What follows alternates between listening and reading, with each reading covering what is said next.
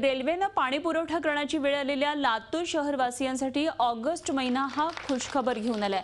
तब्बल 6 महिन्यानंतर लातूरकरांना नळाद्वारे पाणी पुरवठा आता सुरू करण्यात आलाय। त्यामुळे लातूरकर सध्या आनंदी आहेत। 2 दिवसांपूर्वी जिल्ह्यामध्ये झालेल्या मुसळधार पावसामुळे लातूर शहराला पाणी पुरवठा करणारी साई नागझरी बंधाऱ्यामध्ये मोठा पाणी साठा झालेला आहे आणि त्यामुळे महापौरांनी तातडीनं लातूरकरांना नळाद्वारे पाणी पुरवठा करण्याचा निर्णय घेतलाय। मात्र आता तरी लातूरकर काटकसरीनं हे पाणी वापरतील आणि आपल्या नळांना तोट्या लावणार का हा एक मोठा प्रश्न आहे। मला खूप आनंद वाटते। आम्ही ट्रकनं पाणी भरलेलं आहे, टँकरचं पाणी भरलं। आज आम्हाला खूप आनंद वाटते नळाला पाणी आल्यामुळे। लातूरचं जे नाव पूर्ण महाराष्ट्रामध्ये भारतामध्ये जे झालं होतं ते पाण्यामुळे गेलं होतं।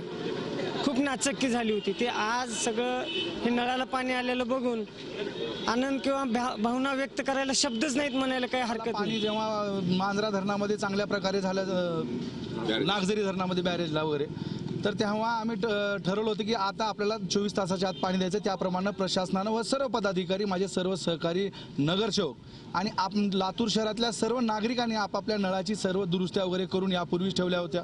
त्यांना तशा इंटिमेशन आम्ही दिल्या होत्या।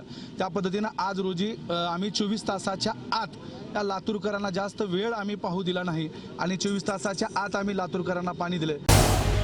झी 24 तास रहा एक पाऊल पुढे।